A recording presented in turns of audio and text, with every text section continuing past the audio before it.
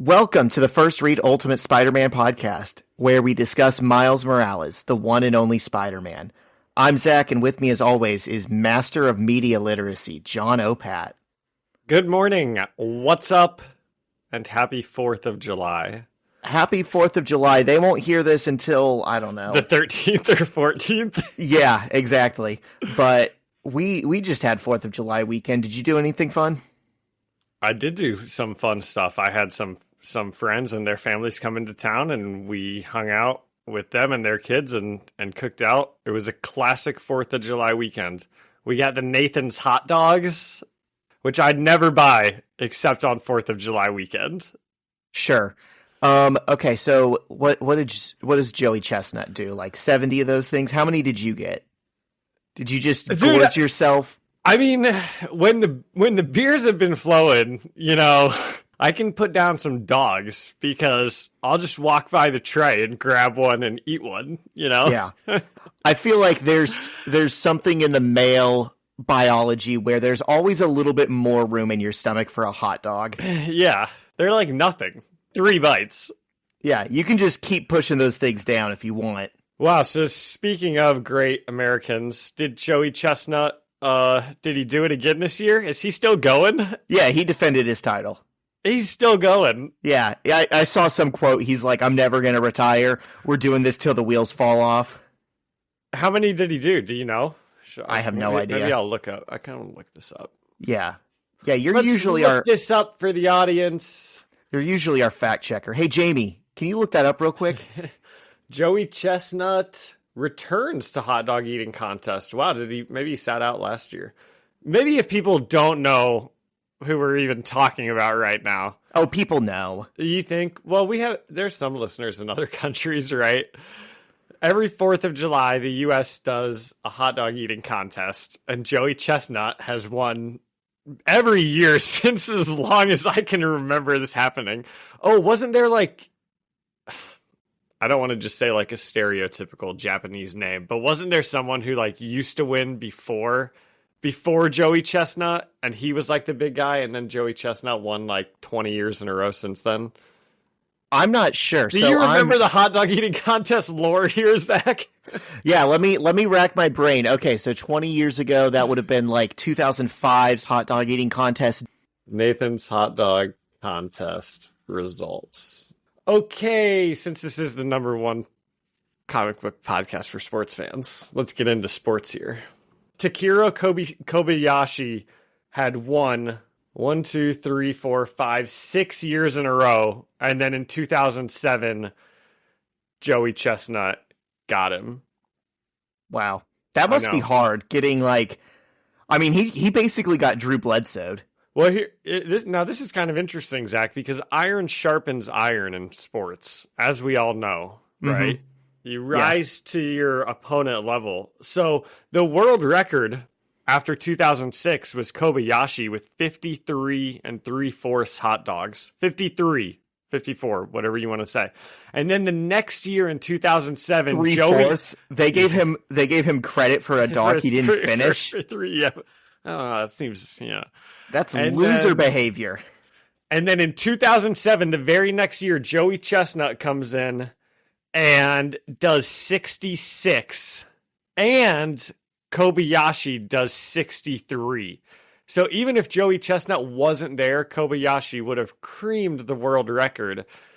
But his own, yeah. But Joey Chestnut barely got him. So, that's just kind of interesting. I'm looking, and yeah, Joey Chestnut, of course, won.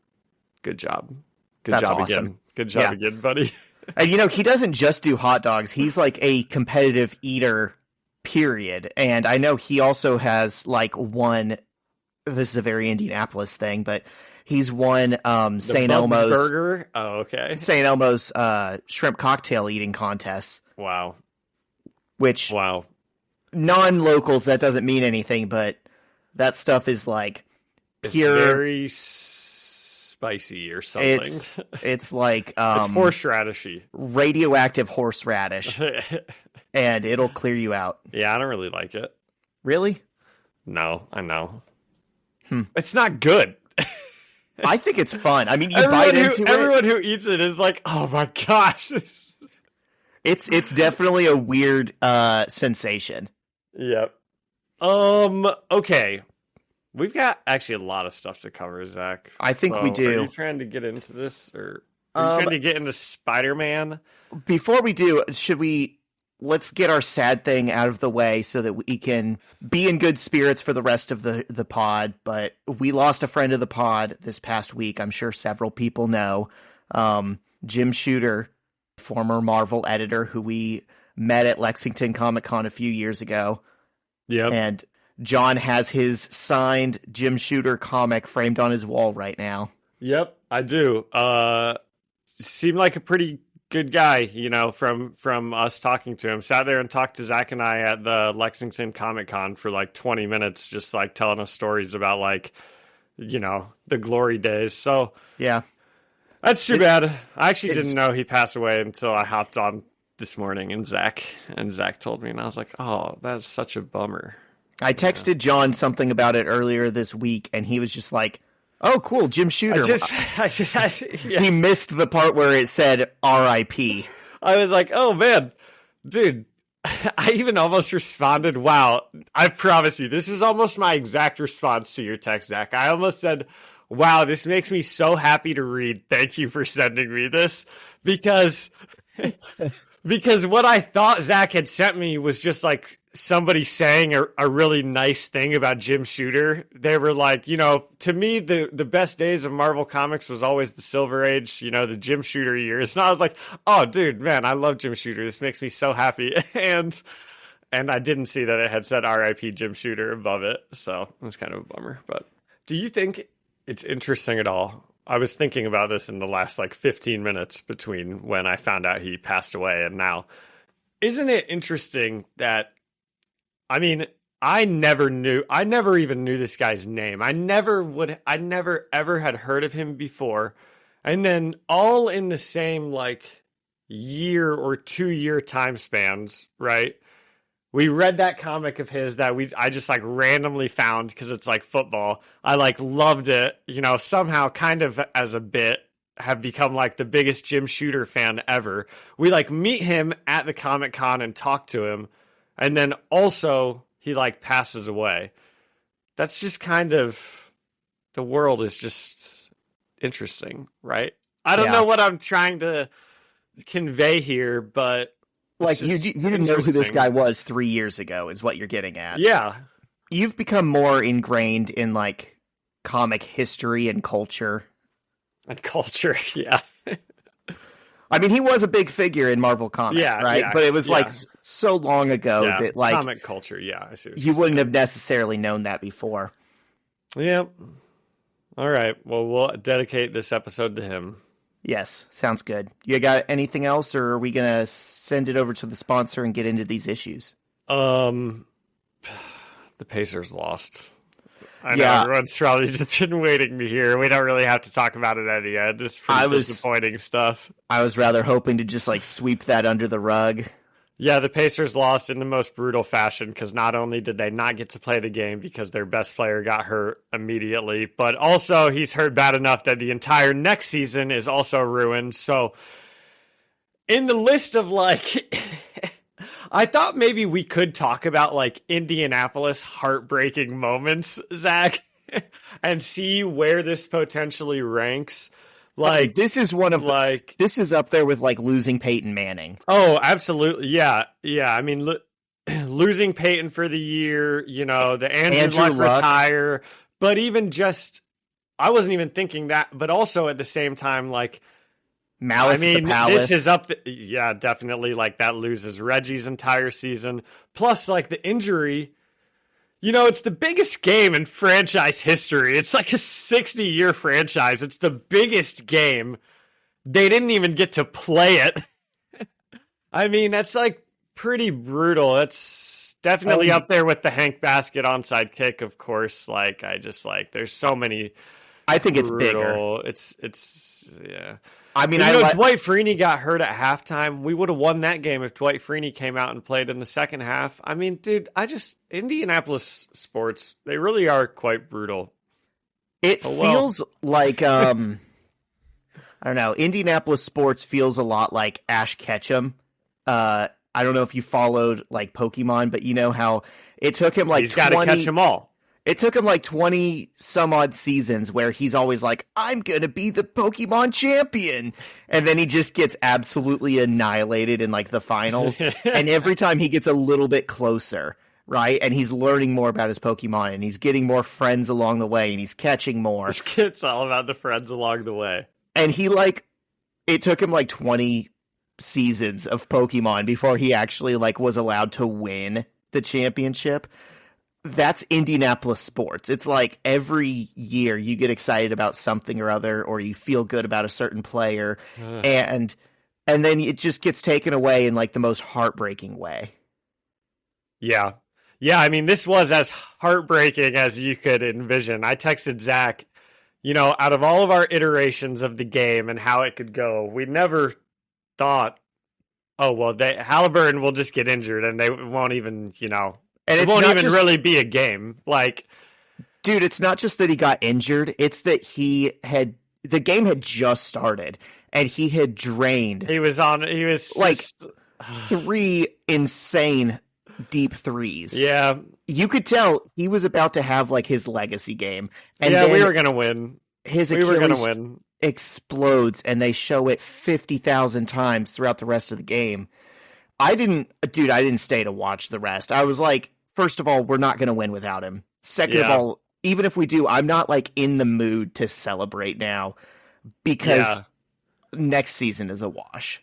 Yeah, it sucked. I have like a sad little thing to say about Obi Toppin. If you can cut it out if you want to, if it goes too long and you don't think it's interesting. But Obi Toppin apparently has been especially feeling bad and somewhat responsible for Tyrese Halliburton's injury because he's the one that like kicked it back to him with like 4 seconds left on the shot clock and kind of like forced him to go one-on-one and try to make a move, which it's like, whatever, dude, you passed him, that's, I get it why he feels bad, but he shouldn't.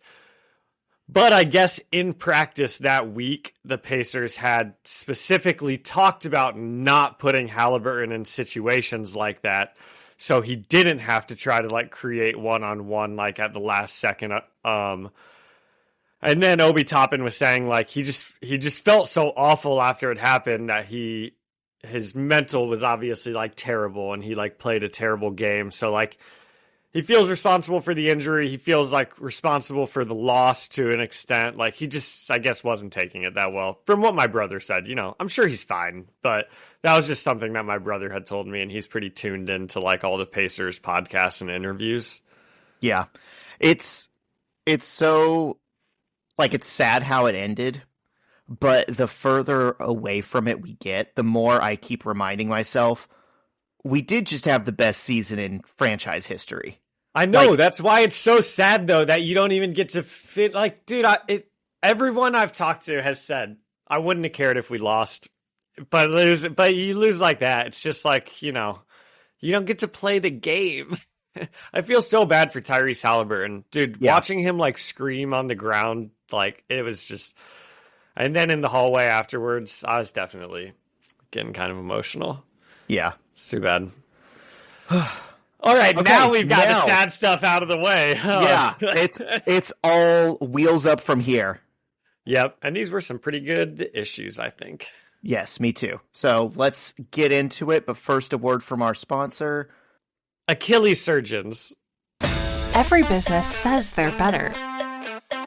But the ones that earn and display the BBB seal back it up. It instantly identifies businesses that are committed to operating with integrity, honoring promises, and telling the truth. Makes you wonder why every business doesn't have it. So look for it, because it's looking out for you. That's why it's the sign of a better business. And find a better business anytime at bbb.org. And we're back. And we are getting into Ultimate Comics Spider-Man number 3 today. Zach, I recently received a comment that we used to say when we'd get into the Spider-Man comics, maybe we'd say, "Okay, let's go," or something like that. Do you remember that? No, I can't. I don't either. It must have just been like an impromptu thing that just happened a lot. But just Probably. for that person, for Lawrence Love's family, let's go. Let's go. Spidey time. Not the one you're used to. This ain't your father, Spider-Man. This is written by Brian Michael Bendis, art by Sarah Pichelli, colored by Justin Ponzer, and lettered by VC's Corey Petit. And 108 episodes in, you would think I would know to have my iPad turned on. I don't either, Zach. I don't have mine pulled up either. Dude, to be honest, I'm like just still hoping I read the right issues. We were just doing 3 and 4 today, right? Yes. Okay. I was like, please let this not be like a special bonus day. Iron sharpens iron, man. Yep. We just keep getting better at this pod. All right, so Genki busts into Miles' room and is like, Genki, not Ned, okay? Not Ned. I caught a couple more times last week that we said that, and I didn't correct it. Wow. Yeah. But I get why you do, because it's the same character. So Genki busts into Miles' room and is like, dude, show me.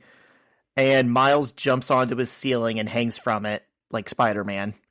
And Genki thinks that's awesome. And Miles is like, no, it's not. I don't want to be Spider-Man. I don't want to be a mutant. And Genki's like, well, you're not a mutant. You got bit by a spider. It's different. You know, this is a little bit of a, what's it called when things happen over and over again? A trope or something that I don't really like. That every time it seems like somebody gets superpowers, they are always like, I don't want this. And their friends are always like, it's the coolest thing ever. You know, like Right. We saw that a lot in the original run, I feel like, because like everybody got powers at some point or another. Right. I didn't ask for this. Yeah. Yeah. I mean, I totally get it, because then they can go on some sort of a character arc, you know, that they didn't want it, but now they need it. But you would think teenage kid, he'd probably be pretty psyched. Yeah. I kind of feel like we need a realistic version of this where some kid is just like, awesome, I'm going to make varsity now. Like they don't think immediately, let me use this for superheroing. They just think like, oh, cool, I'm super strong and fast and that rocks because I'm a kid. I'm going to go use this with my friends. Well, see, and that can very easily, that develops into just as good of a character arc, which is that you can't use your powers selfishly, you know? Boom. Yeah. Expert media critic. Well, now I'm going to talk about the Marvel movies because I love them. But Tom Holland even says in his like speech when I think in Civil War, because they don't want to do the great power, great responsibility, you know, so they have to go a roundabout way of saying it. He's like, well, I couldn't play sports before I got these powers, so I shouldn't be playing them now, right? And, you know, so he probably did like try out for football, and he ran over everyone, and he was like, oh, I can't do this. I also don't think it'd be for him, right? He doesn't strike me as like the dude. He'd be athlete. more, yeah. He'd be more just like dominating in tennis now with his spider powers, Probably. or just like playing golf or something. Yeah, I'm pretty sure Tom Holland is a beast at golf. I love how I just gave an example of something I'd like to see that we've literally seen in the Ultimate Spider-Man comic run. Like, I'm realizing there's a ton of events in like comics and movies and stuff where it's like, hey, he can dunk now. Yeah. Freaking Andrew Garfield jumps from the half court line and dunks a basketball. And doesn't he like break the backboard too? Yes, he does. And he just like casually throws a football and like breaks the field goal post, puts a big dent in it from like 70 yards away.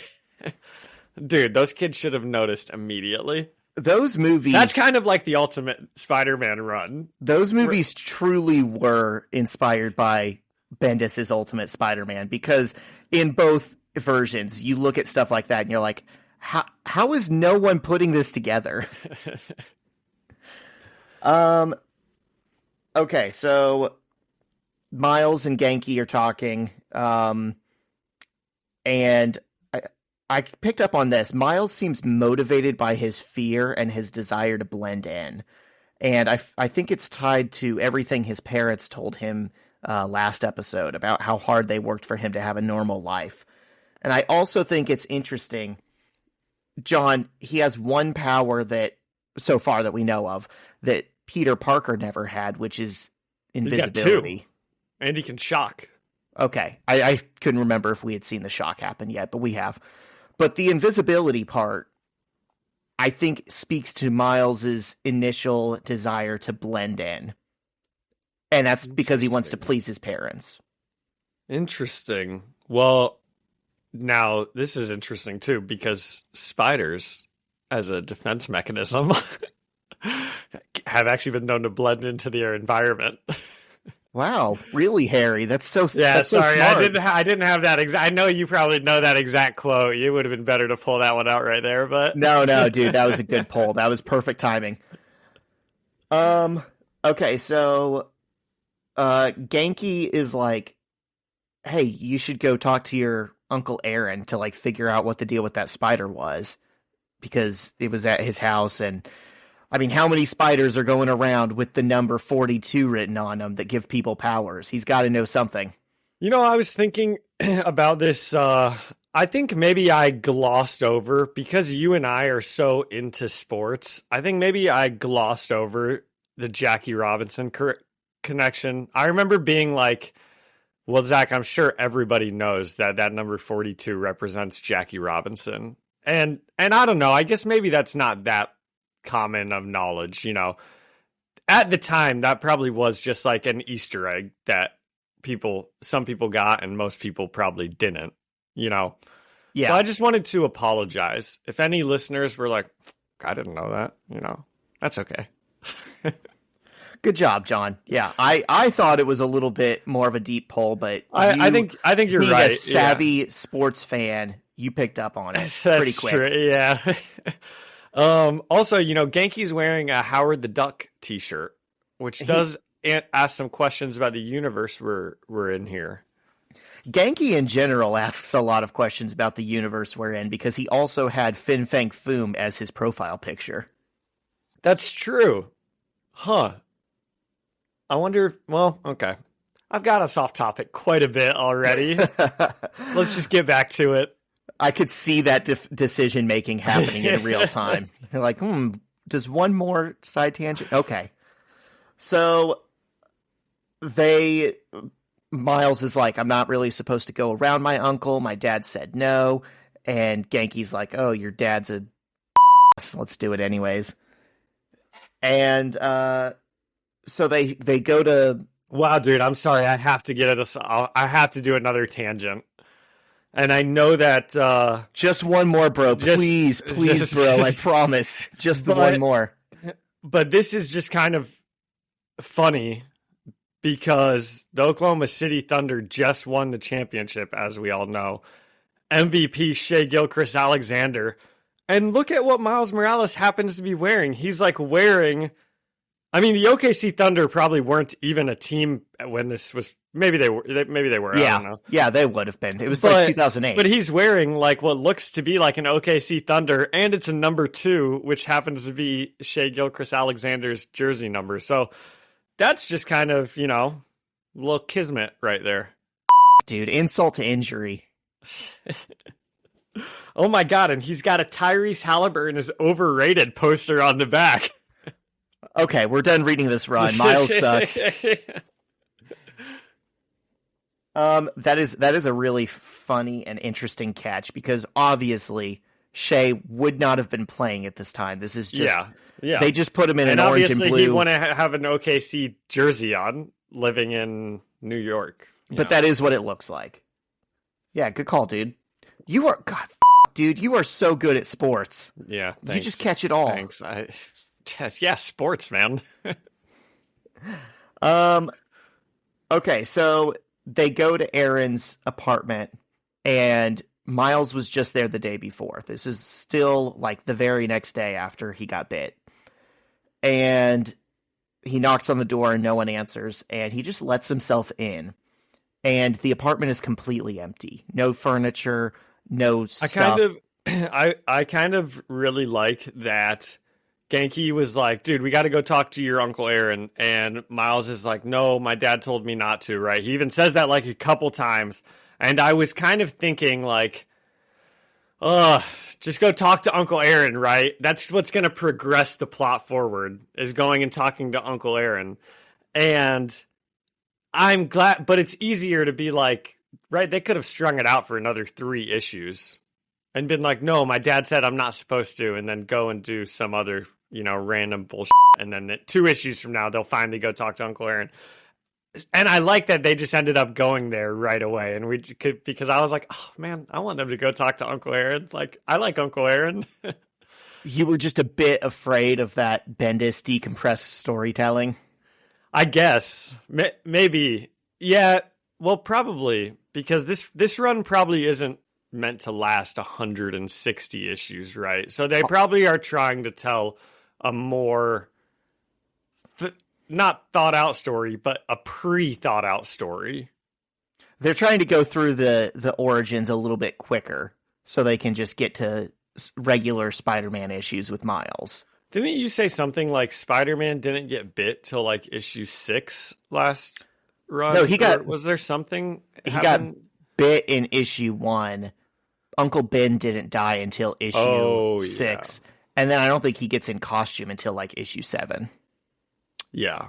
So this is moving at a quicker pace. It is. So the house is empty and Genki's like, "Are you sure this is the right place?" And Miles is like, "Yeah, I don't know what happened. Guess he moved out." Not only is it empty, it's like cleared out. So like he couldn't have just like moved out, I don't think. There's no way Uncle Aaron could have done this by himself in one day. This looks to me like he got cleared out. Yeah, it's kind of mysterious, and because it's so weird, Miles thinks, okay, well, maybe this is a little bit more evidence that the spider actually was his. Like, yeah, he's probably thinking this guy's into some now. Yeah, he didn't want to believe that before, but now he's like, okay, this is 2 strange things going on. And they're walking back home, and Miles says, "I should go to a doctor. I could be dying." And this was a callback to those very early Peter Parker issues where he was first bitten and the Osborn industry scientists analyzed his blood and were like, "Oh, this kid's going to die." And then later they get another blood sample and they're like, "Actually, it normalized. He's now like Spider-Man." But for a little while they said his body can't keep up with this. He is going to die. Yeah, and it does make sense that like Miles is not going through like nearly as much because this is the 42nd try. Yeah. They've got and presumably they've probably gotten better at, it not like reacting so badly. I just had a thought. I wonder who they're testing these out on. That's what I was just about to say. I just had a thought. So in Neon Genesis Evangelion, my favorite show, our favorite show. Yes, there is like a plot point where it's like, well, I'm so excited to talk about Ironheart after this. Yeah. Did you watch any of it? I did not. I'm sorry. I'm not gonna. Dude. I watched something else I'm going to tell you about. It was pretty cool. But okay. Well, then I'm not going to spoil. Then I'm not going to do spoilers for Ironheart. But I do still want to talk about it a little bit. Okay. There's a little tease for everyone. So, in my show about teenagers getting into robots. Yes, of course. It's done kind of as a trope because it was always like that because they want characters that the audience can relate to and is like around their age. But in universe, they made a reason that it's these 14-year-old kids that are piloting these big like military weapons. And it's basically the adults can't do it. And I'm wondering... Oh, yeah, I remember that from the episode I watched, I think. It's like only certain people can pilot them. Yeah, when they're like, Yeah. Shinji, get in the robot. Yeah. Classic. And I'm wondering if it's like something similar with the spiders, where Norman Osborn really did crack the code. They just keep having these spiders bite like adults, or they're testing them on rats or something. Oh, that's interesting. Maybe that is an interesting theory. Maybe the spider venom can only work with like a teen or pubescent Yeah. kid or something, you know, like, That's they interesting. still, their body is in flux, it's changing already, it's easier to overwrite the, you know, there's like comic book science, you could say. 100%. I mean, I would even say, obviously it doesn't matter, right? It's like kind of making up your own canon, but I would say that like makes sense and is like a real world, like, why would there be 42 people? Surely they've been testing this out on people. It must not be working. Well, it probably is. Maybe they're testing it on like the wrong adults. subjects. Yeah. Yeah. Yeah. Do you know what that's called in the comic community, in Marvel specifically, when you come up with like an explanation and you just like rationalize Head to canon? yourself? It's called a no prize. They used to do this Oh, you told me. I love this. Tell it again just for anyone who doesn't know. in the Jim Shooter days. Jim Shooter was part of, like, they were doing this back then. Whenever someone wrote in and was like, hey, this doesn't make sense in the comics, is this what you guys meant to say? Did they actually do it for this reason? What if they survived by grabbing this thing? And Marvel editorial or the writers or whoever would be like, that's awesome. That is exactly what happened. You're so smart for figuring it out. You win no prize. And they would just send you a decorated envelope. Dude, I would frame the shit out of that. That'd be awesome. Yeah, I wish they still did it. Yeah. Man, companies used to be fun. They did. I bet you can buy those envelopes at Comic Cons. Now we're on a tangent. Sorry, listeners. Just kidding. They love this. This is your favorite part, webheads. When Johnny does his Googling. Okay. Marvel no prize. Let's see if we can find someone selling something. There's a no prize book, and funny enough, no prize number 1, and it looks like it's an upside down book, and it looks like it's Iron Man in a Doctor Doom thing. Okay, I don't know what that is. The official Marvel no prize book, Mighty Marvel's Most Massive Mistakes, issue 1. Interesting. That sounds kind of cool. It does sound kind of cool. And it looks like someone, that might be J. Jonah Jameson in the Doctor Doom suit. I'm not sure who that is. All right. Okay, back to Miles and Genki. They love this, Zach. I know. Okay. I know. Okay. Our undiagnosed ADHD powers this podcast. So they're walking and they happen upon a burning building, as you do in Marvel New York. And they see a woman hanging out of a window and she's screaming help. And Miles is like... Now, Zach, I want to touch on one quick panel. Yeah. The fire trucks rush by, right? Uh-huh. What does Miles immediately do that I think is like a key superhero thing that like you have to do? He's not quite doing it perfectly just because of the situation, but I've said this a number of times. What do heroes have to do? They run towards the danger, not away from it. They've got to run towards the danger when everyone else is running away from the danger. That is a key superhero shot that I need to see. The best one that's probably ever been done is Batman vs. Superman, the opening scene when Gotham is being destroyed. And you see Bruce Wayne just like running towards all the debris when everyone's running away from him. And he looks up and he's like, fucking Superman ruining everything. And then he calls the people and he's like, hey guys, yeah, you can go home for the day. It's fine. All right, everyone take the day off. It's too late, Bruce Wayne. Should have given him the day off earlier. Should have. Okay, so this lady is in a burning building. She's screaming help. And Genki's like, dude, climb up there and get her. And Miles is like, people will see me. And he's like, who cares? And Miles goes, you're right. And the firefighters... Great, dude, good moment. This is a good issue. That's why I'm stopping you so many times. It's a good issue. Right. So this kind of takes us back a step, like with Peter. If Peter Parker were doing this, we would not even second guess, like, what's he thinking? No, he's obviously going to jump in and save this person. But without a suit? Did we ever see Peter do things without a suit? It was rare. It was few and far between.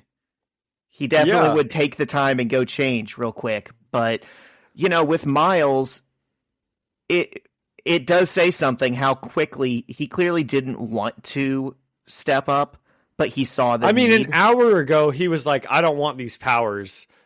And, to his credit, right, he didn't go out like looking for trouble or looking to fight crime or use them, but he saw a place on fire and was like, okay, well, right, I can help, so I'm going to help. Yep, it's admirable.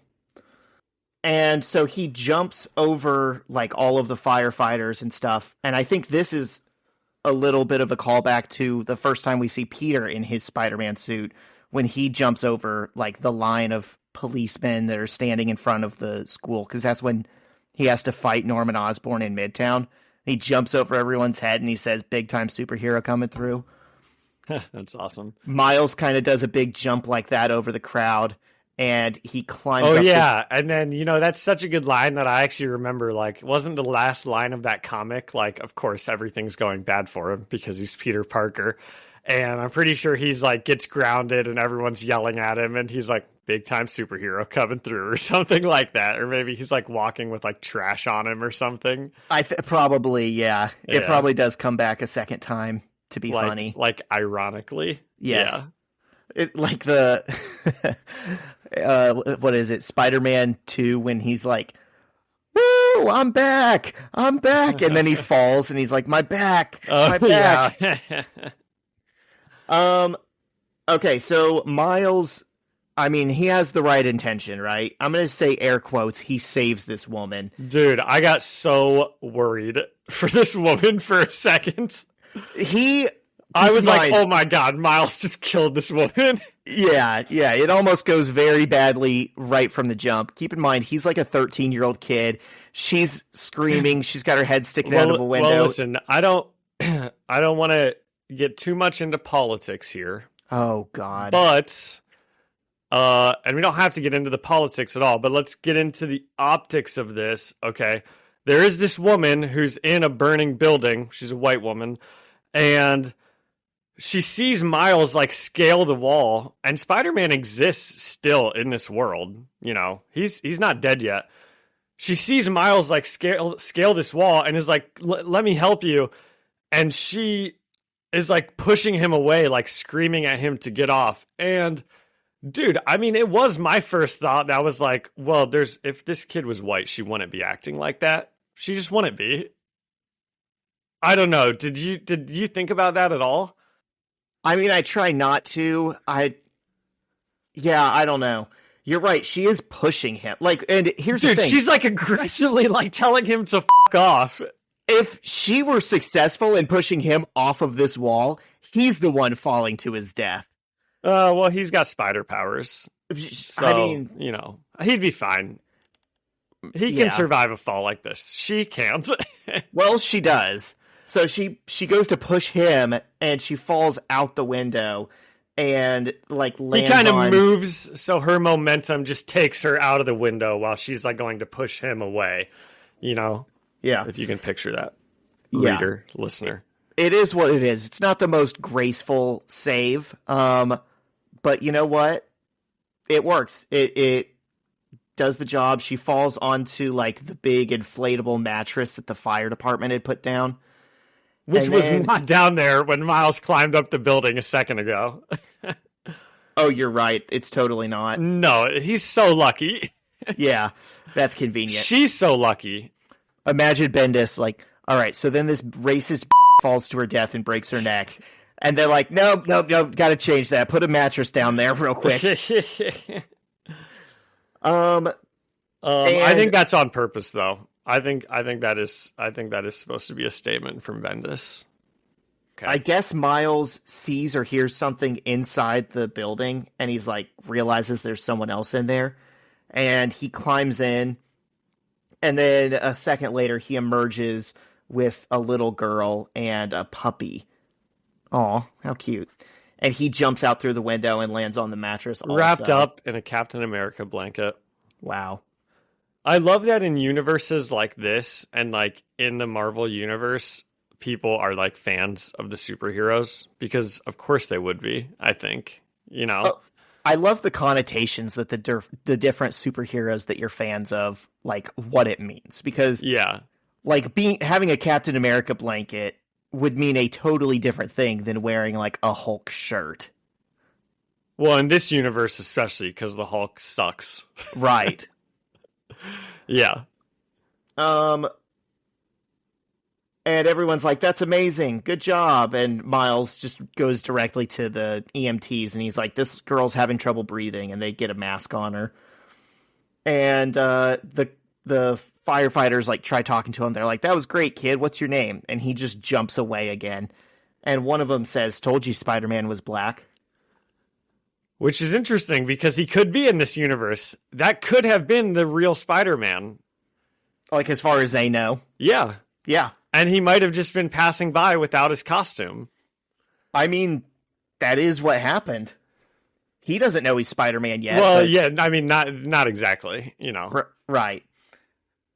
He's not the real Spider-Man yet in this comic run. In this timeline that we're in, this moment right now, he's not the real Spider-Man yet. Yes. Okay. Yeah. Is that... Don't That's cancel accurate. me. I'm not, dude. I'm not. So he ran away, and Genki is like looking around and trying to find him, and he hears Miles throwing up in an alley. And he goes over there and he's like, dude, that was awesome. And Miles is freaking out. He's like, nope, never again. I've never done something like that. I'm scared. I'm shaking. I could have died. He says there's already a Spider-Man who seems to love jumping around and getting hit in the face and lit on fire. I'm not that guy. Let him do that. And then Genki says, but, and Miles again starts crying and says, I'm not that guy. What do you think about this scene, John? We were so proud of him for stepping up and taking care of business. Dude, I still am. Do you see this as a regression? No, I see this as like very real. I think he's being portrayed as a very real person, like at the moment. The way he's getting characterized and everything. I know I said that thing about like, well, he'd probably be psyched to get his powers, but you know, he wasn't. So everything that's happening, you know, dude, that would probably be really scary, running into a burning building. Think how hot it probably just was in there, like, you know. But he did seem pretty proud after he saved that girl. So I don't know. I get this. I like where it is obviously taking the story, which is that we know, well, Spider-Man is about to die, and then there's not going to be a Spider-Man that likes jumping around and getting punched in the face, and you're going to have to pick up that role, you know. So I really like what it's obviously leading to. I can tell we're going to get some good Miles Morales, like, you know, with great power comes great responsibility. Oh, I have to use my powers unselfishly, you know. Yeah. A reluctant hero. He's getting a good Spider-Man, you know, origin story. He is, which I don't know if you remember this, but like one of the first times we ever potted, we talked about the things that are necessary in a Spider-Man origin story. And guess what? They're all here, just in like a different order or a little spin on them. Yep. Okay, so it's the next day or later, or I don't know. It's the first day of school. They're at this Brooklyn Visions Academy, and it's kind of getting explained to them that they are going to stay in the dorms during the week, go back to their families on the weekends. Miles and Genki are rooming together, but they have another roommate It's this third guy named Judge, and Judge seems super chill. I'm just guessing this guy is either a mutant, a supervillain, or something in between. You know, I'm just certain this guy's going to be important in some way. He's getting too much face time, and he's too nothing at the moment. Nothing is a good way to describe him because he's he's very quiet. He doesn't say much. He just walks in. He's like, hey. And he's just in the background, but he also has such a distinct look that he doesn't blend into the background at all. You know, he's like focused in the frame, just there always. That's a good way to describe it. He's got a cool character design. He's kind of got an afro and glasses, and I'm guessing his like little hoodie that he's wearing is going to be some sort of a callback to his future costume that we're going to see him in. I'm just guessing he'll have those colors on him because everyone has to wear their costume colors in their civilian clothes, right? Yep. Yeah. Genki is projecting onto this guy. Like Judge walks into the room and he's like, "Hey, do you like Legos?" And he's like, "Yeah, they're cool."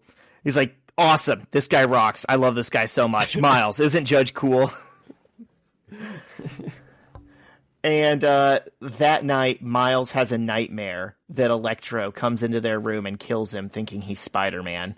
And he wakes up. And dude, I thought that was like real. It looked like it would be. And it could have been also because all we've seen so far is he used his Spider-Man powers without a mask, so it makes sense that somebody might think he's Spider-Man. Exactly. They see a video of him climbing a wall exactly like Spider-Man does. And they go and find him. Yeah. That's what he's afraid of. And but it doesn't happen. He wakes up, it's a nightmare. But he wakes up just in time for one of the employees of the school to like come into the room and say, "Hey guys." Ooh, you know, that was probably some like Spidey sense at work going on also, like subconsciously. Oh, you think it activates in dreams? I think if Electro is sending out like enormous blasts across the city, he can probably like get some sort of I think so. I think we've both earned a no prize this episode already. Definitely, yeah. Listeners, send us envelopes. Any envelope. Anyone will do. We'll know what it's for. And so the employee of the school wakes them up and says, "Everyone get to the gym. There's like something going on. There's a fight on the Queensboro Bridge. We don't know much, but Spider-Man's been shot." And they're all sitting in the gymnasium in their pajamas, and we just get a shocked look on Miles' face when he hears that Spider-Man's been shot. I don't think it should be this shocking. Is this the same day? Do we think? I'm kind of just assuming some time has passed. I also felt like some time had passed, but it doesn't tell us. Probably like a couple days at least, because now they're at their school, they're moved in, all the kids are there. Surely it's not like the first day of school. They just moved in, and that doesn't make sense. Well, and it wouldn't make sense that the lottery to get into the school happens 2 days before he's supposed to like move in.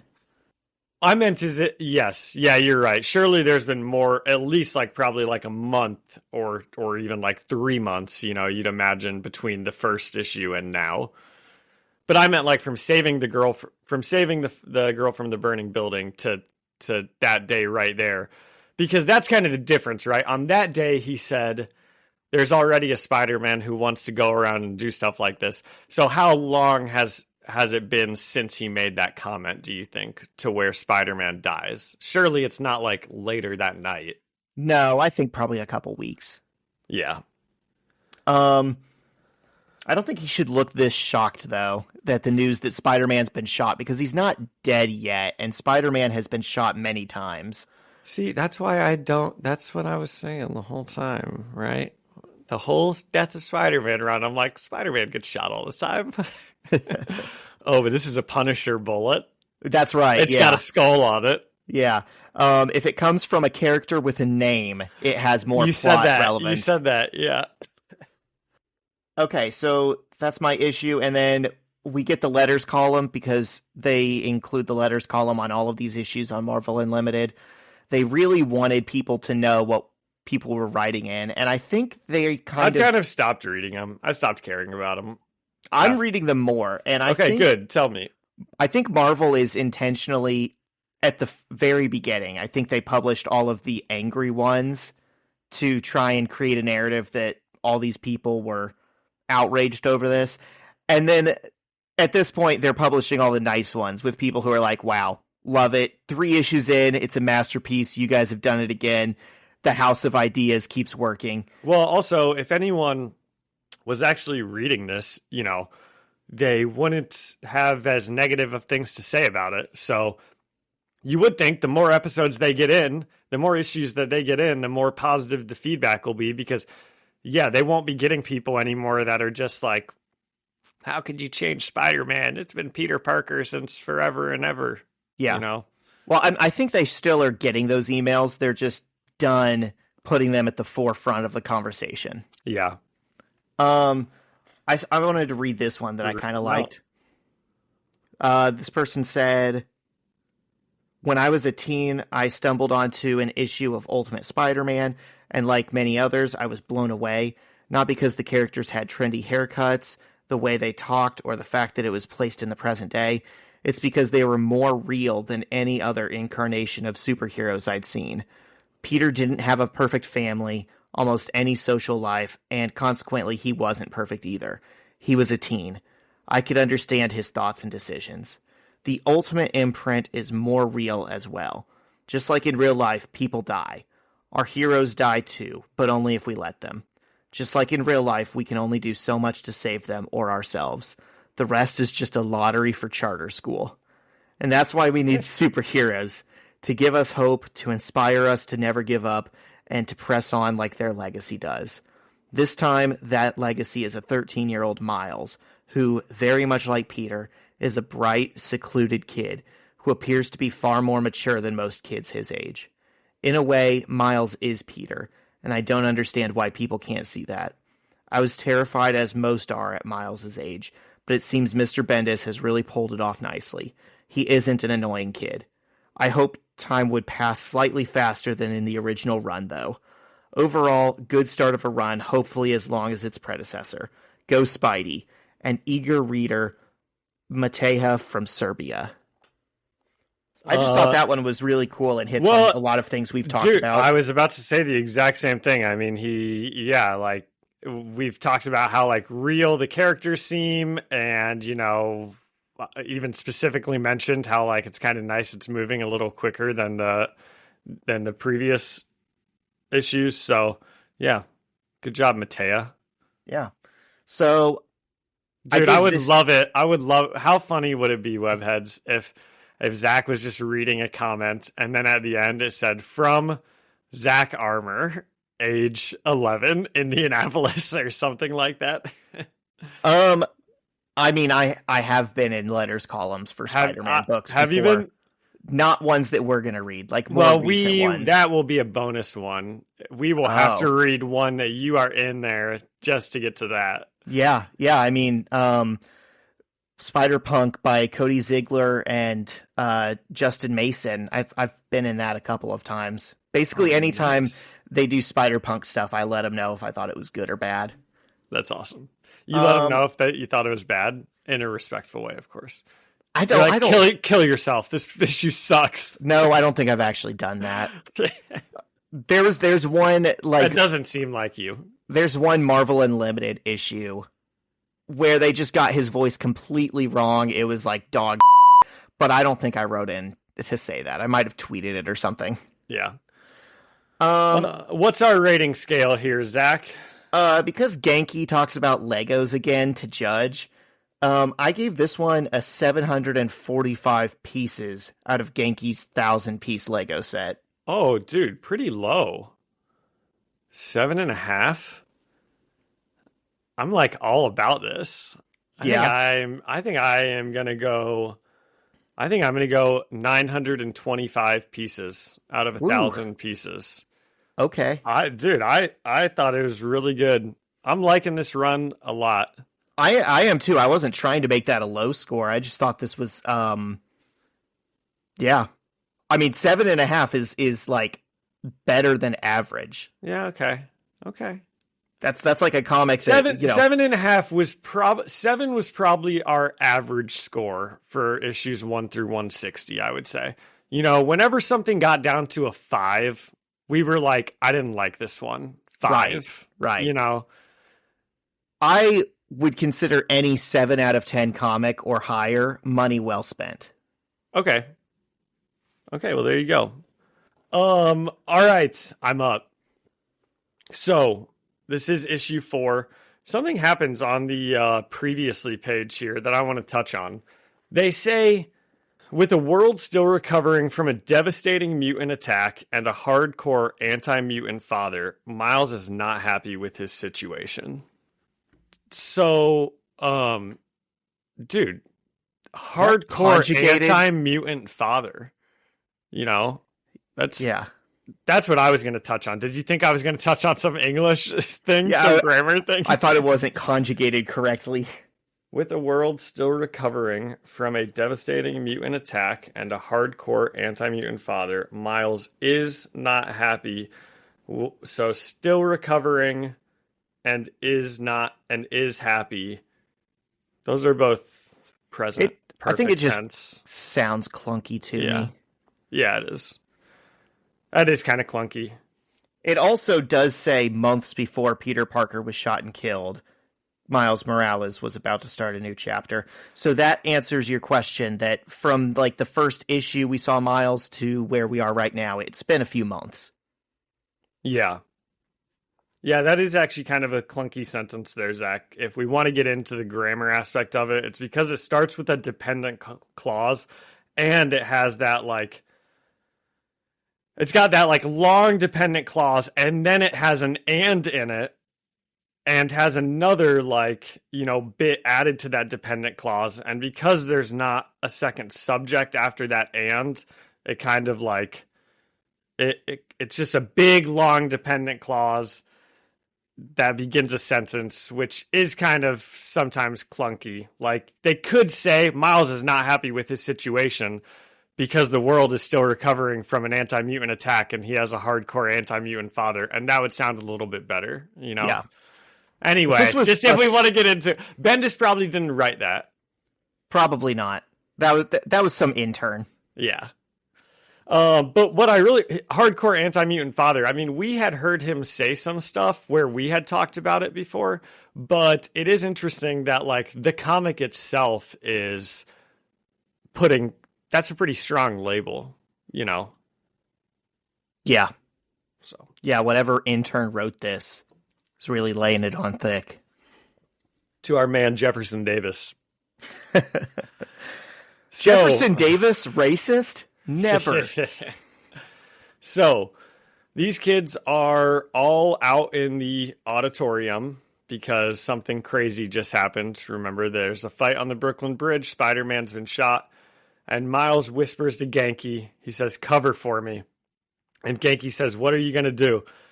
And the page immediately turns to Miles, who's outside of a building in his like blue and red hoodie because he's Spider-Man. So he's got to wear blue and red, and he's climbing down the side of a building and he's pretty scared. He's like, oh my God, because he's climbing down the side of the school. So he sees the big electro explosion that we kind of saw in the original run, Death of Spider-Man. And he makes his way over to it. And then the scene cuts back to it says Peter Parker's last stand. And it's right at the part where the Green Goblin is like, "I'm going to kill everyone you know." And Peter says, "Could you do it quietly?" Because he's been yelling at Norman to shut up for like 10 pages. And the truck explodes. If you guys remember, he throws the truck on Osborn. It's like the final blow. The truck explodes, but that's also kind of like what kills Peter. So Miles is running over there. It's kind of intercut between the fight happening and Miles running towards what's happening. And he gets there just in time to see Peter Parker on the ground telling Aunt May, I did it. I couldn't save Uncle Ben, but I saved you. And we see him pass away, and we see Miles is in the background watching this happen. And I did go back and look at the comics, and Miles is not visible in any of the pages, which makes you really sense. looked at the death of Spider-Man? Yes, I did. I went back, I looked at it. He's not in the background. He's not anywhere. And as everybody is crying, we see Miles actually walk up to Gwen, who's on the ground, and ask what was his name. And she says, Peter Parker. And Miles looks over at Peter, and, we just kind of see his eyes. So what do you think? What look is that conveying, Zach? Oh, oh, the guy who liked getting punched in the face and lit on fire can't do that anymore? I don't think so. What do you think's going on? I see, like, resolve. Interesting. And, like, I mean, I would say that this is where, in this look, this is where he becomes, like, the Spider-Man. Because I see, like, him, like, taking up the mantle here. I don't know. He probably feels bad. He could have helped out more, but I see him wanting to, like, a resolve to, like, continue this legacy. So you think this is like the inciting event for him becoming Spider-Man? Not necessarily that he got bit. That's how he gets the powers, but actually deciding to become Spider-Man. This is what does it. I think so. So this is his Uncle Ben moment. Well, I don't know about that because, that's... I think it is. I mean, I think the relationship is different. I'm trying to think if we're going to see one of his, like, close family members die. And I'm not sure if we do. So I think that this probably is, this is where he's like, oh, I maybe could have helped and I didn't. Yeah. They do a good job of showing that in the Spider-Verse movie when they're like, we've all lost someone. For me, it was my Uncle Ben. For me, it was my Uncle Benjamin. And then Gwen's like, for me, it was my best friend. Like, his thing is not, this is someone close to me that died. It's, I saw Spider-Man die, and I'm trying to figure out who this guy was, and I might be, like, next up. Yeah. That's how I read it, at least.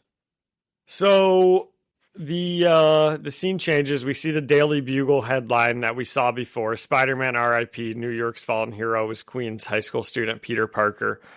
And Genki and Miles are talking. And Genki says, you were there, you saw it. And Miles just kind of looks down and says, this was my fault. And Genki doesn't understand. And he says, instead of being a coward, I could have helped stop this if I would have used my powers when I first got them. So this is definitely his Uncle Ben moment. I mean, now that you actually, like, read it. Like I was supposed to, like you told me to. If I wouldn't have been hiding in this room, then by now my whole life would have been different. I would have met Spider-Man. Wow, so he has had him for a while, it also sounds like. Just not using him. I would have known what was going on and would have been able to help. I would have been the extra something that stopped this from happening. And Genki says, maybe you would have gotten killed. And Miles tells him, I was given these powers for a reason. You said it, and I sit here scared of my dad, scared of everything. And now look at what's happened. And Miles and Genki just kind of sit in silence for a second. So it's back to what I said about his dad. Yeah. Yeah, he is kind of, like, scared to use his powers for, like, mutant fear. Mm-hmm. Interesting. I for a long time, I had trouble with Miles. Not necessarily him as a character, but, like, how inconsistently he would get written. And I would think that he didn't have consistent motivations behind his actions. But right now, where we are, this feels very consistent. I can tell that this is, he's a 13-year-old kid, and he's scared of letting his parents down or disappointing them or angering them in some way. Yeah. And even, like, more than that almost. I don't know. I don't want to say his parents, right? Because it seems like it's mostly his dad. Well, I feel But like even more than everything that, goes his into. dad seems pretty prejudiced. That's probably why they specifically, that intern mentioned it in the previously. But it's more than that. It's like expectations on him, right? To blend in and go to this school and do good and stay on the straight and narrow and not be a mutant. Yeah. Like, there's all these expectations on what he's supposed to be, and he wants to live up to that. Is that a story that works better when you're talking about, like, I don't know what their wealth situation is like, but we'll just, like, a poor black kid, from like the inner city? Like, is that not as much of a story that you can probably tell? Because we don't have to talk about this. No, dude. I think that was a good question. I just think the problem is, like, neither of us can speak on that directly, but yeah, it makes sense. I can there's not as much pressure probably on the average white kid to, like, you've got to get up and make something of yourself and get out of this, yeah. I don't know. White people are usually born into more privilege. Not to get political, but I mean, I was. My parents never. I was. Yeah, exactly. Yeah. They wanted me to, like, go to college and try hard and do good in school and this, that, and the other. But, like, they never, like, had that moment where they grab me and say, like, you've got to be different. You've got to get out of this You've got to make something of yourself. You've got, yeah. Yeah, dude, I definitely think, like, his background and, like, upbringing informs this, like, sense that he has to, like, he can't let them down. Yeah. I also think that sometimes black kids or just, like, characters and real people also, like, when I do something, I don't really do it as, like, nobody's looking at something I'm doing and judging the white race by it, but sometimes for, I think, like, black kids, it is more like you've got to, like, get out and make something, like, you're representing maybe more than just yourself. Fair or unfair, I think that can just be how it is sometimes. So it adds pressure, Many smarter people than us who have more lived experience with this have, like, written books about this, and I'm sure there's, like, college theses on it. It's like being the model minority is the term. Yeah. Okay, so they just kind of sit. Ned, Genki and Miles just kind of sit in silence for a little bit, and then Ned says, or maybe this is what you were given your powers for. Maybe you're supposed to be Spider-Man now that we don't have one anymore. Maybe you're the Spider-Man in the on-deck circle, and now it's your turn. Which is a baseball reference, Jackie Robinson. It's also a sport clips. When you're next up for your haircut, they say you're on deck on their little video board. I think they got that from baseball. Oh, well, that makes sense because they're, like, sports themed. And if you're batting third, you're in the hole, just in case you didn't know. You're up, you're on deck, you're in the hole. I don't think their video board says that, but I'm glad I know it now for baseball. So we cut to the funeral of Peter Parker, and Miles has actually kind of pushed his way towards the front of the, like, if you guys can remember from the funeral, there was, like, people lining the halls of both sides walking in, and Miles has pushed his way to the front of one of the gates, pretty close to where the girl with the burned face made me cry by giving Aunt May a hug and asking if she's Spider-Man's mommy. And Miles watches that scene, and he's kind of like watching Gwen, because if you remember, he and Gwen had that conversation, very brief conversation earlier. And Gwen, as this little girl is talking to Aunt May, and her and Gwen and Miles and Gwen make eye contact. Sorry that I'm, like, misspeaking. Miles asks, "Why did he do it?" And Gwen looks at him and he says, why did he become Spider-Man? And Gwen just kind of storms off. She wasn't very happy about that conversation, that look. Which I get. This is I'm sorry. Well, she kind of storms off, and then she's going to storm back to him in a second. But yeah, I mean, that's definitely pretty, like, I don't know, it's pretty rude for Miles to ask. I mean, not for him, right? Because we know but she has doesn't know. Other stuff going on in his life right now, but she thinks the whole world is trying to find out about Spider-Man, and just one more person bugged her about it. I'm going to read. So Gwen storms back to Miles. Miles is like, uh-oh. And I'm going to read Gwen's little thing here. Because I love her and I love this. And, you know, I specifically mentioned, gosh, I don't like that we haven't got to see Gwen's reaction to the death of Spider-Man very much. We've been so focused on these other people, and Gwen's only reaction we saw was her being like, I'm cursed, right? And then it like left her. It's like they suddenly remembered that she's a great character that they haven't used in a while.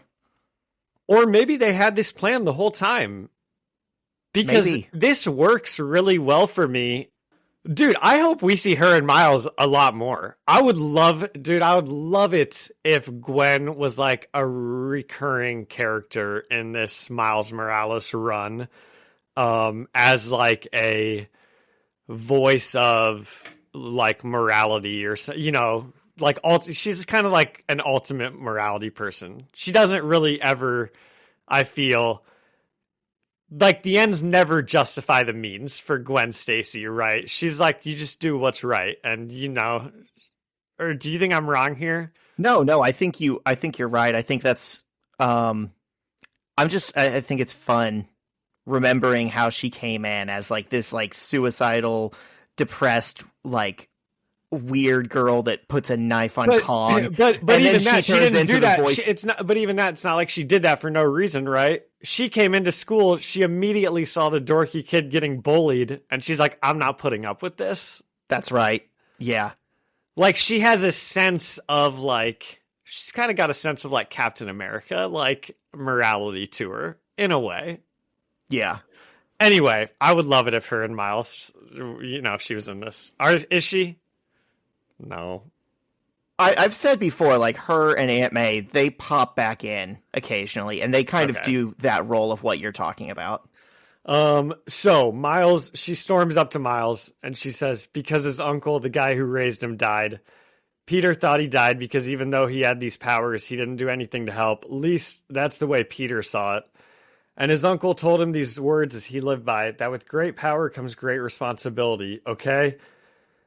And then Miles, like, doesn't get what's happening here. He, like, thinks they're just, like, having a conversation, I think. Like, he's, like, interviewing her. And he says, why do you wear the mask, though? And Genki says, dude. But, you know, Gwen seems to soften up a little bit also. You can kind of see by her body language. She says, because he didn't need anyone to know who he was to be a hero. And it looked f***ing cool. You always got to get Gwen Stacy with the little curse bubbles. Yep. She loves that. Well, that's good. She just laid a lot of knowledge in a very short amount of time on Miles. Which is, you know, with great power comes great responsibility. And that she didn't say the mask was to protect people. She said the mask was so, because he didn't need anyone to know he was a hero. Which is key Spider-Manning, you know? He's doing it because he's so humble. Exactly. So Miles immediately goes home. He starts working on his costume. And he's like, I don't know how to draw anything. And you know what I thought, Zach? Looked pretty good. It looks a lot better than I could do. It's not a bad drawing. He has the Bagley trademark massive eye hole on his mask. He's like, so if I know anything about Spider-Man, I know 75% of my mask needs to be these eyes. And just as he's working on this, Genki walks in the room with a store-bought Spider-Man costume, and he's like, I just made your life way easier. And he's like, I got this for Halloween last year. You know, here you go. You can use it. And who did Miles go with to Halloween last year? Frodo. So last year they went as Frodo and Spider-Man for Halloween. You know, classic pair. Yeah. And Miles picks it up and he's like, lock the door. And he tries on the Spider-Man costume. And, you know, we immediately see him start swinging away. And he gets the famous the Spider-Man internal monologue as he's like flying through the city. And he's like, oh my God, what have I been waiting for? This is amazing. How am I supposed to sit inside all day? And then he crashed. Oh, and then he hears a big crash. And that is where we picked up in the first time we saw him. He goes and helps out whatever that situation was. I don't even remember. Ultimate Fallout, he fought the kangaroo. Yes. And it's kind of funny. It immediately cuts to him and Genki sitting in their room, and he's like, maybe the costume was in bad taste. And they're like, oh my God, the Daily Bugle's destroying me. And Genki's like, well, they used to destroy the real Spider-Man also. At that moment, the RA for their room is like, why are you guys locking the door? You're not supposed to lock the door. No, and it's their roommate. It's Judge. Oh, you're right. Judge is trying to come back to the room. Yep. But the door was locked. Oh, Judge. I don't know about this guy. And then the RA comes in and he's like, why are you guys locking the door? What are you doing in here? And he looks around and there's nothing going on in there. And Miles is hiding under his blanket with the sheets all the way pulled up because he's in his Spider-Man costume. And anyway, they get the RA to leave, and Miles is thinking to himself, he says, this is not going to work. How did you do it, Peter? Well, you probably didn't live in a shoebox dormitory. Okay, I need to practice. I need to come up to with a plan. And then he thinks, why am I talking to myself all of a sudden? Which is kind of funny. He's got like an internal monologue now because he's the main character in a comic book. It's what happens, John. You get bit by a spider, you start internal monologuing. Yep. Is that from something? No, it's just that Peter does it. Maybe you've said that before, I think.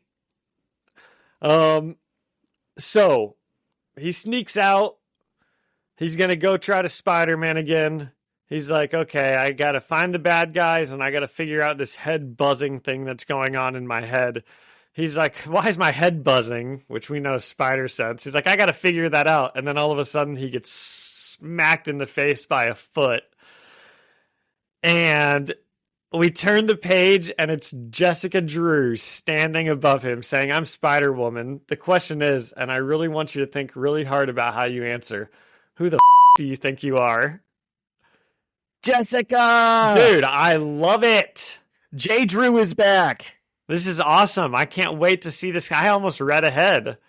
I'm like, I want to see what this conversation is going to be. Well, she's on the cover of the next one, too. Yeah, I'm sure they talk in the next one, I would hope. She's punching his lights out. Oh, so they got to fight for a little bit, and then they're mates. And then they're mates. Classic superhero trope. That's how it works. Yeah. I also wanted to keep reading. I love him and Jessica's relationship. I love her as like a mentor to Miles.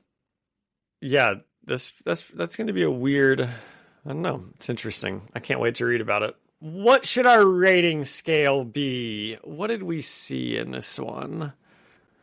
John, I'm curious. What was the best thing you ever went for as in Halloween? Like, what's the Halloween costume from when you were a kid that you remember the most? I have been Spider-Man, and I've been Frodo. Yeah, I was Reggie Miller a lot as a kid. I feel like a young kid, and now I'm like Ratatouille every year, or Goofy, or something. You know, yeah, you're a good Ratatouille. I am a good Ratatouille. The cook from Ratatouille, not the rat. Not the rat. You have the rat. Yep.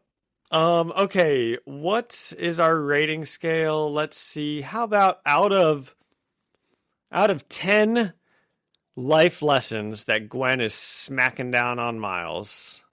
Ooh, I like it. I'm going to give this an 8.5 out of 10. I'm going to give it 8.5 out of 10 too. I liked Good this more stuff. than the last issue. This is, I think, where the story really picks up for me. And a great Gwen Stacy moment and a Jessica Drew tease does a lot for that. Yep, you're right. I thought it was a little not as good, but still very good. We got a lot of scenes that we'd already seen before. You know? Well, yeah, we've seen the whole thing before. Yeah. Even things that we haven't literally seen are figuratively a callback to like Uncle Ben and great power and great responsibility. And he's got to make a suit and he's got to jump over everyone's head. And I mean, these origin issues of Miles are just packed with callbacks. Yeah. But still really good. Extremely. Do you have anything else? Gosh, I don't have any more Spider-Man things. Oh no. Okay. That's it for Spider-Man this week, you guys. Next time we will be getting into issue 5 and 6. 5 and 6. You got other stuff you want to talk about? Dude, of course I do. I want to talk about... Okay, do you want to go first? No, I'll let you go first. Okay. I watched Iron Man, and... You mean Ironheart? Sorry. I'm so stupid. Yes, I watched Ironheart, and... Gosh, I'm kind of curious. What do you think? Have you seen reviews of this at all? Did you even know the show was even out? Yeah. I've known that it was like in production for like years. They kept talking about it. You said it's 6 episodes and it's pretty good? It's only 6 episodes and it is pretty good. I actually hadn't said it was pretty good yet. When I was texting you, I specifically didn't say what I thought about it because it's getting quite a bit of hate online, of course. Sure. And I had watched a lot of the reviews for it beforehand. And you know, sometimes you watch stuff and you can parse out like what's nonsense and what might actually be like a real critique of the episodes. And you know, dude, it was pretty good. I liked it, like, you know, quite a bit. It wasn't like perfect, and yeah, there were some cringe moments where you're like, oh my god, of course Disney's gone woke, right? You know, but there's not that many. There were only a couple, so it's not that bad, you know. And it's just a good, like how we were talking about. It's like a good origin story for Miles. It feels like a good origin story for the successor to Iron Man. Riri Williams. Yeah. And it doesn't have to specifically be Riri Williams, right? But it's hitting parts that I would want an Iron Man successor to hit about his origin story, right? Mm-hmm. And I'll do like, this will spoil it a little bit, but some of the main critiques, what were you about to say? She works in the military-industrial complex. Some of the main critiques, when you watch reviews of this, they're like, especially because they released the first 3 episodes, then they released 4, 5, and 6. And you watch the reviews for the first 3, and they're like, Riri Williams she's a bad person. She's doing crimes with her tech suit and she just cares about money, and she's always talking about how if she just had more resources, you know, Tony Stark only did this because he was a billionaire, which she does say like 20 seconds into episode 1. She's like, come on, we all know Tony Stark was only Tony Stark because he's a billionaire. And that's such a stupid line. And everyone on the internet immediately is like, oh, blah, blah, blah, blah, blah, right? And they all complain about these things. But Zach, she needs a character arc. She has to start negative so she can become positive. And I'm specifically I know I've been talking, but I'm going to complain about all these stupid movie critiques because you hear all the time when a character shows up and they're already perfect, they're like, She's got no character flaws. She's just already perfect in every single way. And then they make this show, and she has very real character flaws that you can see from the first couple episodes. And if you know anything about Iron Man or superheroes in general, you know she's going to overcome her character flaws. At some point, she is probably going to have to build a suit with a bunch of scraps, right? That's pretty classic Iron Man stuff. And she does. And at some point, she's going to realize, maybe I shouldn't be doing crimes with my suit. I should probably try to be helping people. And they just like, so right, they just complain about anything. It was kind of annoying me because I like the show a lot. And I feel like so many people just are like, Disney's gone woke and blah, blah, blah. And, you know, just it's pretty good. It's pretty good. You should watch it. The same people who are probably like, she's doing crime, she's an anti-hero, this isn't the Marvel way, are the ones that clap like seals for Deadpool. There so many of the titles of the reviews are like, not a hero origin story, a villain origin story. And it's like, you know, did you stop watching Iron Man 20 minutes in when he's like, I love war, so let's send weapons to everybody. You know, the only thing I care about is making money and getting babes. Or like when Doctor Strange is an asshole, right? Superheroes are bad at the beginning of their movies, and then they learn responsibility. Like, it's like being willfully ignorant just to complain about things. When if she showed up and she was already perfect and she was the best person ever, they would complain about that. You know? Because that was everyone's critique about Captain Marvel. Yeah.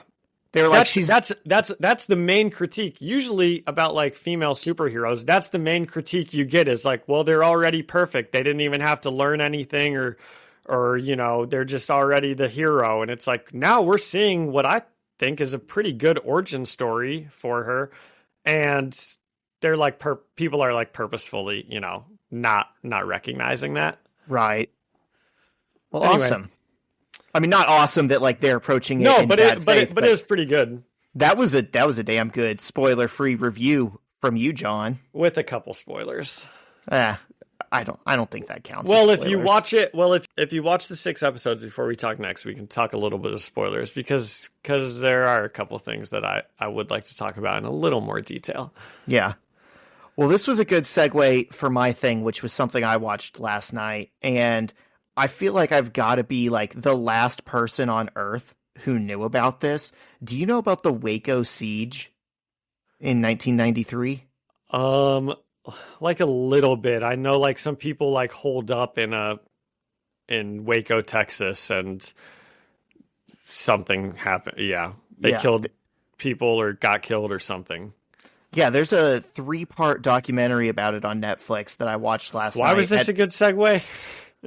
Just because I watched it. It was just something okay. I watched.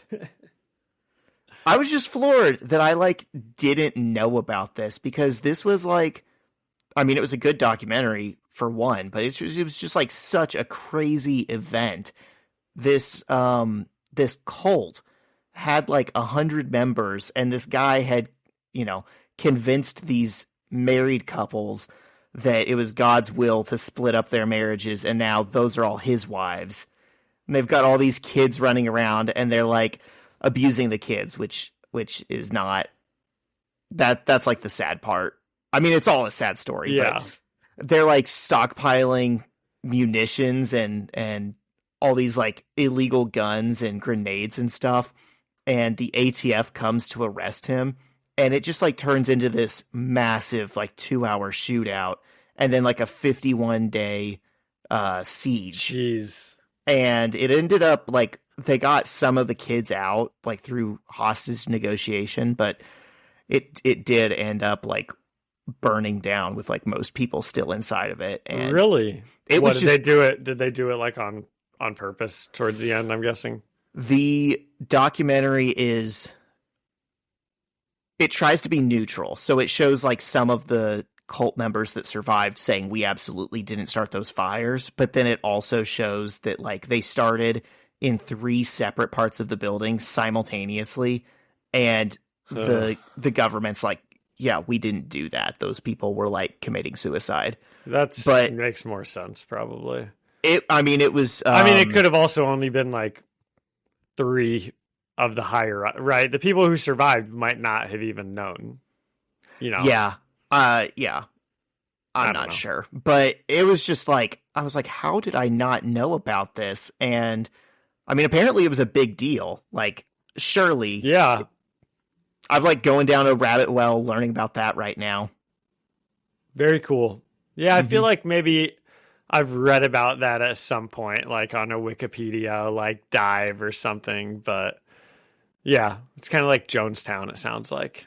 Yeah, and sometimes I'll go on those like morbid Wikipedia dives. So I was surprised that I didn't know this one.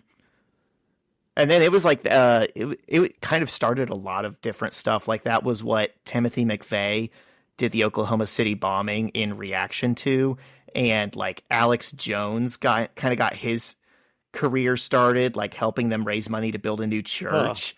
And it's like a mecca site for, I guess, like militia groups now. Yeah, cool. A bunch of cool people, it sounds like. Yep. Anyways, killed a bunch of families. Yeah, pretty morbid stuff, but it was a good show. Yeah.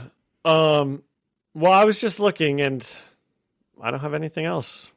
Okay, nope. I won't end on that. I'll also say I went to Pug Fest in Detroit, Michigan last weekend, and I actually ran into the guy who puts on Fochella. Really? Cut it up with him for a second, and he said it's probably going to be in Cleveland next year, and I said we'll be there. Dude, nice. You're just like glad handing out here. Walking around like I'm the mayor, just for real. Shaking hands. Oh, this was funny. The first night of Pug Fest, this band was playing, and the vibes were good. People were kind of moshing and dancing a little bit, and this guy started getting way too close to the band, and I thought for sure this had to be their friend or something. Like, this guy drives their van and sells their merch and is like doing a joke with his friends, but he's like falling into the drum kit, falling into the keyboard. He's trying to push the bass player, and I think he's just like, hamming it up with his buds. And then he starts punching the singer in the face. And this guy was like so drunk, and the singer, gosh, it was like a movie. It was like one punch. The singer put this guy to sleep. He lost his shoe. They dragged him out of there, and then just like kept rocking the set. Jeez, I had never seen something like that before in my life. That's hilarious. Yeah. Classic like punk rock show. It sounds like. Even though you said you've never seen that before. But... I've never seen a singer knock a dude out mid-set. Totally justified. Dude, it sounds like that guy was like pushing the boundaries for a while. I mean, it sounds like he's lucky he didn't get pushed before then. So it was so bizarre. Like, I was doing mental gymnastics to like explain to myself how this wasn't weird. I'm like, this must be their friend, as he's like actively disrupting their set. That's hilarious. It was funny. I went outside a bit later, and he's like sitting on the stoop with a bag of peas over his eye. Did you talk? You're like, dude, what was up with that? No, I was not talking to this madman. All right. Omaha's on screen here. I see Omi. Omi's here to help us say bye. You got anything else? I do not. Actually, Jam of the Week, Hey Jealousy by the Gin Blossoms. Hey Jealousy by the Gem Blossoms. Gin Blossoms. I've been getting into Blossoms. There you go. 90s college rock. I love it. All right. All right, webheads, thanks for listening to our special 4th of July episode. Thank you to Ian Hickey for the music and Alyssa Seaman for the artwork. And thank you all for listening and leaving a review or a comment. You can find us, the First Read Ultimate Spider-Man podcast, on Spotify or Apple Music or anywhere else you listen to podcasts. And you can come and chat with us and leave us a comment on Instagram at First Read Podcast. Send us an email at firstreadspidey@gmail.com or find us on YouTube, the First Read Ultimate Spider-Man Podcast. See you next week. 2 weeks. See ya.